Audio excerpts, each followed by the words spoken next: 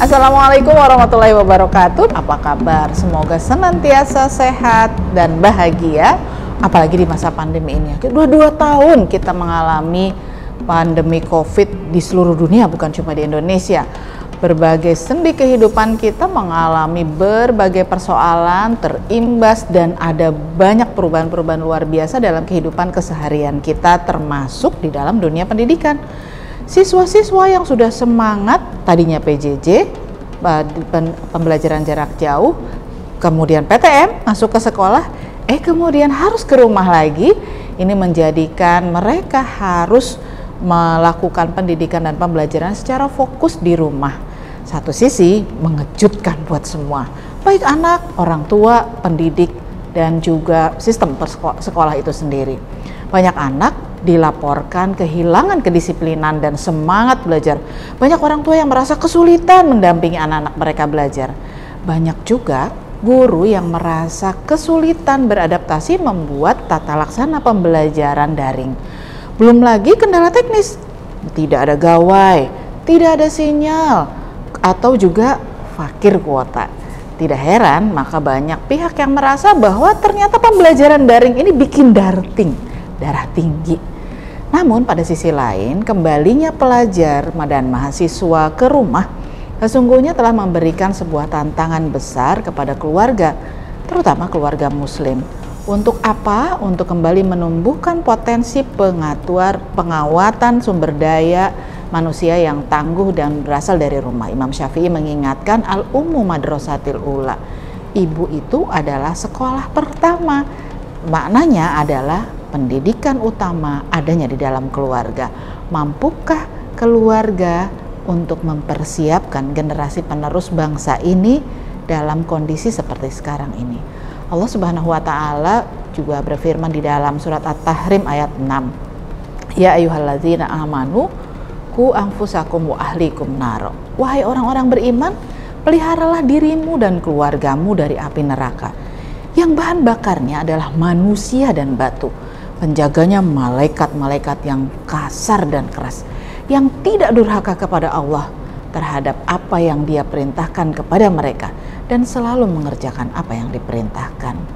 Perintah ini meneguhkan pentingnya memaksimalkan peran keluarga dalam pendidikan, terutama bagi anak. Pendidikan yang bisa membawa anggota keluarga menjadi sosok yang soleh, muttaqin, yang akan terhindar dari api neraka. Alhamdulillah, tujuan pendidikan nasional kita pun selaras dengan hal tersebut. Sebagaimana tercantum dalam Undang-Undang Sistem Pendidikan Nasional, Undang-Undang Nomor 20 Tahun 2003 di ayat 3, dinyatakan tentang tujuan pendidikan nasional, yaitu mengembangkan potensi peserta didik agar menjadi manusia yang beriman dan bertakwa kepada Tuhan Yang Maha Esa, berakhlak mulia, sehat, berilmu, cakap, kreatif, mandiri, dan menjadi warga negara yang demokratis serta bertanggung jawab. Maka dari sini kita bisa melihat betapa sesungguhnya tujuan pendidikan kita bukan hanya menghasilkan manusia yang berkualitas dari sisi kognitif, sisi pikirannya saja, tetapi dari sisi sosial, emosi, dan moral spiritual. Karena ketika dunia pendidikan sedang dilanda pandemi sebagai akibat dari dunia secara keseluruhan dilanda pandemi, maka harus terus berjalan pendidikan yang baik sesuai dengan tujuan ini, baik lewat pembelajaran di rumah, pembelajaran tatap muka terbatas, maupun pembelajaran campuran atau hibrid. Yang paling penting adalah kita selalu mengingat bagaimana sesungguhnya tujuan pendidikan nasional ini bisa ditumbuh kembangkan secara maksimal bagi para peserta didik kita. Sekolah secara umum akan memberikan penguatan pendidikan kognitif bagi anak, namun pendidikan karakter termasuk penguatan aspek emosi, sosial, moral, akhlak, dan spiritual perlu dimulai dan dikuatkan dari rumah, dan tentu bekerja sama dengan sekolah nantinya. Sebab selain persoalan penyampaian teori dan nilai-nilai pengetahuan, penanaman kebiasaan yang diimbangi dengan contoh dan keteladanan itu menjadi poin yang sangat penting. Di masa pandemi ini, penguatan orang tua dalam pendidikan, menjalankan peran pendidikan bagi pendidikan generasi bangsa ini makin terasa dibutuhkan. Bisa saja orang tua tidak terlalu paham materi-materi pembelajaran dari sekolah yang berdasarkan pada acuan kurikulum.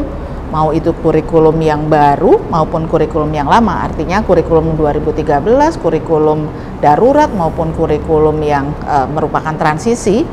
Tetapi orang tua kan punya peranan yang penting dalam penguatan pendidikan karakter melalui penanaman kebiasaan, kemudian juga diimbangi dengan contoh, dan terlebih lagi harus dengan keteladanan dari orang tua.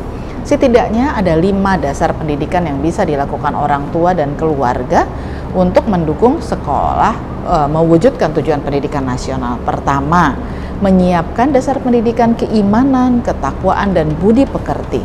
Bagaimana kita memberikan penguatan keyakinan terhadap nilai-nilai keagamaan, nilai-nilai norma, nilai-nilai luhur budaya dan bangsa, serta bagaimana mengimplementasinya. Kedua, kita menyiapkan dasar pendidikan sosial, melatih anak-anak kita tata cara bergaul yang baik dengan lingkungan sekitarnya. Ketiga, menyiapkan pendidikan intelektual dengan membiasakan dan mencontohkan pada anak berbagai kaidah dalam menimba ilmu. Bagaimana kemudian mereka menjadi anak-anak yang mencintai ilmu. Mereka diberikan pendalaman, pendekatan, belajar. Bagaimana belajar? Keempat, menyiapkan pembentukan dasar kebiasaan seperti pembinaan kepribadian yang baik dan wajar, seperti ketika kita membiasakan hidup yang bersih, sehat, teratur, tertib, rajin, disiplin, dan lain sebagainya.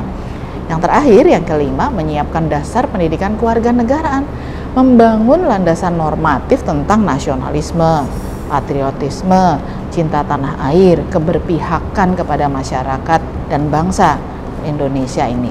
Jadi, mudah-mudahan dengan 5 dasar ini membuat orang tua dan sekolah bisa melakukan kerjasama yang baik untuk terus menjaga kualitas pendidikan bagi generasi penerus kita.